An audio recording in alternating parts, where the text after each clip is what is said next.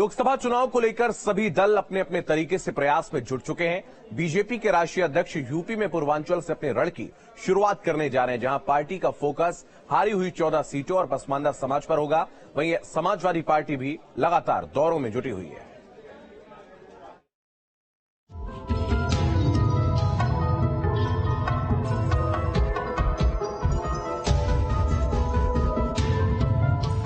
दिल्ली में हुई बीजेपी की राष्ट्रीय कार्यकारिणी की बैठक में तय एजेंडे के मुताबिक बीजेपी अपना अभियान पूर्वांचल से शुरू कर रही है, जहां से पिछली बार हारी हुई 14 सीटों को भी साधा जाएगा और मुसलमानों को भी, जो बीजेपी से दूर जा चुके हैं। पार्टी के राष्ट्रीय अध्यक्ष जेपी नड्डा आज वाराणसी पहुंच रहे हैं, जो कल बाबा विश्वनाथ का दर्शन कर अभियान की शुरुआत के लिए आशीर्वाद मांगेंगे और फिर शुक्रवार से गाजीपुर से पूर्वांचल को साधने का प्रयास करेंगे। इसके बाद गृह मंत्री अमित शाह का भी दौरा होगा। हारे हुए बूथों पर पार्टी ने सांसदों को, विधायकों को केंद्रित किया है। ऐसे संसदीय क्षेत्र जहां पिछली बार हार मिली थी, वहां केंद्रीय मंत्रियों को लगाया था। अब उसके बाद देश के शीर्षस्थ नेताओं का प्रवास भी उन संसदीय क्षेत्रों में हो रहा है। मोदी के जीत के मंत्र को ध्यान में रखते हुए बीजेपी का फोकस मुसलमानों पर, खास तौर पर पसमानदा समाज पर है, जो पहले विपक्ष के कोर वोटर हुआ करते थे। बीजेपी अपने सोशल इंजीनियरिंग में गैर यादव, ओबीसी और गैर जाटव अनुसूचित जाति को पहले ही शामिल कर चुकी है। गाजीपुर के बहाने घोसी, लालगंज और जौनपुर सीटों को भी साधने की कोशिश है। लेकिन नड्डा के पूर्वांचल पहुंचने से पहले ही एसपी नेता शिवपाल यादव पूर्वांचल के कई जिलों का दौरा कराए। बलिया और आजमगढ़ में उनके दौरे में भारी जन समर्थन भी दिखा। अखिलेश की गैर मौजूदगी में अपनी अहम जिम्मेदारी को समझते हुए शिवपाल भी पूर्वांचल में जमीन मजबूत करने में जुटे हैं। हमेशा विपक्ष का कोई भी जज अगर जो कि सही पर भी है, तो हम लोगों ने उसका सम्मान किया है। फिर आगे चल करके अगर इस तरीके का काम होगा तो फिर लंका जलेगी। उधर भारत जोड़ो यात्रा से उत्साहित कांग्रेस अब 26 जनवरी को हाथ से हाथ जोड़ो अभियान चलाने जा रही है, जो जिला, प्रखंड, पंचायत और गांव के स्तर पर 26 मार्च तक चलाया जाएगा। कांग्रेस को लगता है कि भारत जोड़ो यात्रा से जनता उनके बदले तेवर को समझ चुकी है और हाथ से हाथ जोड़ो अभियान के तहत उन्हें कांग्रेस के संकल्पों से जोड़ना ही बाकी है।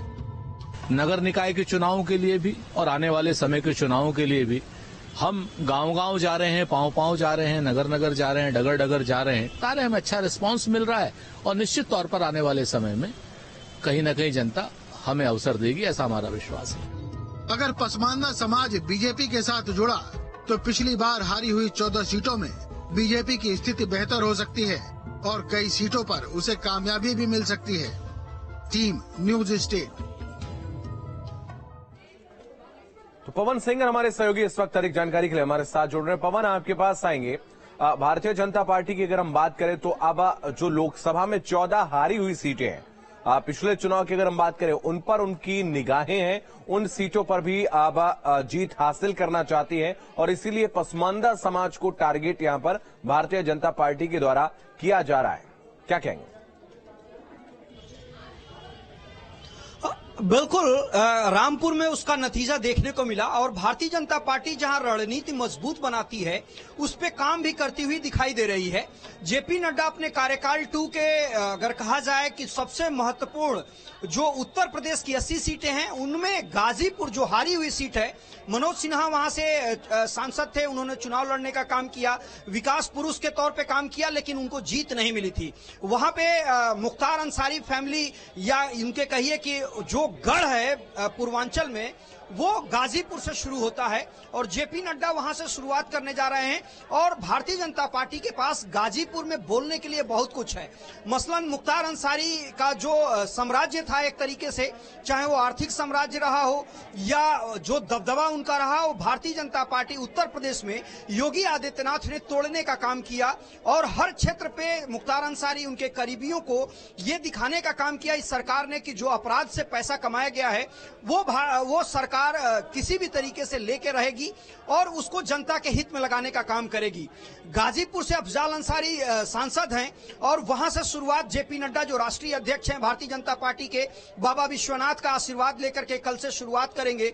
पसमानदा मुस्लिम और तमाम सारी जातियों को जोड़ने की कवायद की जाएगी और गाजीपुर में अगर सफल अभियान अगर करने का काम भारतीय जनता पार्टी करती है तो उसका मैसेज पूरे पूर्वांचल में जाएगा और पूरे पूर्वांचल में आजमगढ़ भी आता है, जौनपुर भी है और प्रधानमंत्री नरेंद्र मोदी का क्षेत्र है वाराणसी।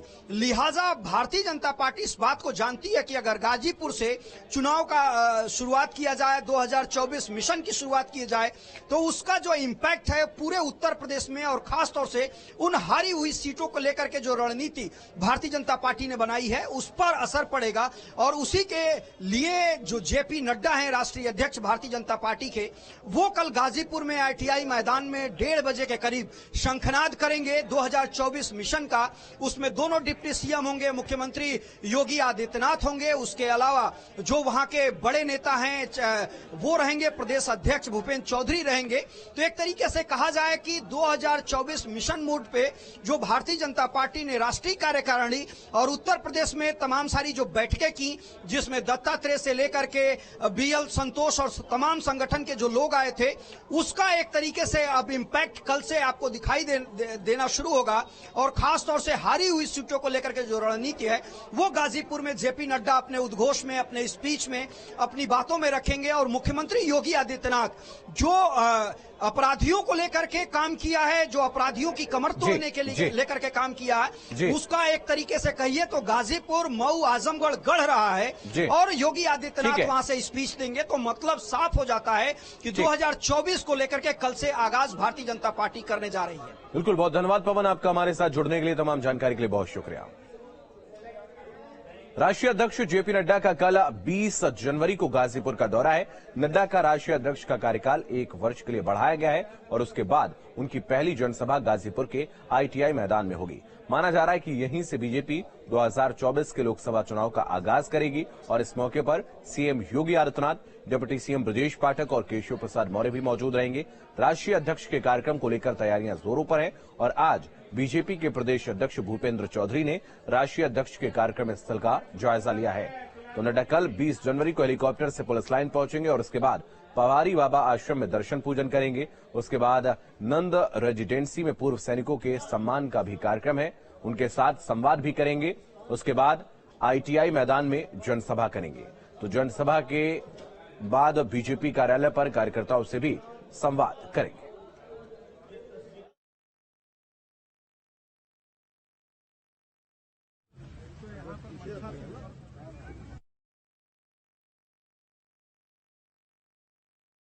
भारतीय जनता पार्टी के राष्ट्रीय अध्यक्ष आदरणीय जगत प्रसाद नड्डा जी का कार्यक्रम है गाजीपुर कल। तो हमारी पार्टी की जो लोकसभा प्रवास योजना है, उस लोकसभा प्रवास योजना के तहत माननीय राष्ट्रीय अध्यक्ष जी का प्रवास का कार्यक्रम है। एक सार्वजनिक कार्यक्रम है जहां आप उपस्थित हैं, पार्टी की बैठक है और एक छोटा कार्यक्रम एक पूर्व सैनिकों के साथ संवाद का है। इस प्रकार के कार्यक्रम उनके हैं। हमारी उपस्थिति जनता के बीच में है। 12 महीने 360 सर, गाजीपुर की धरती से इस तरह के कार्यक्रम का आगाज करने के पीछे मुख्य उद्देश्य क्या है? हम अपनी संगठनात्मक गतिविधियों के माध्यम से जनता के बीच में अपनी बात कहने का काम भारतीय जनता पार्टी के सब कार्यकर्ता करते हैं।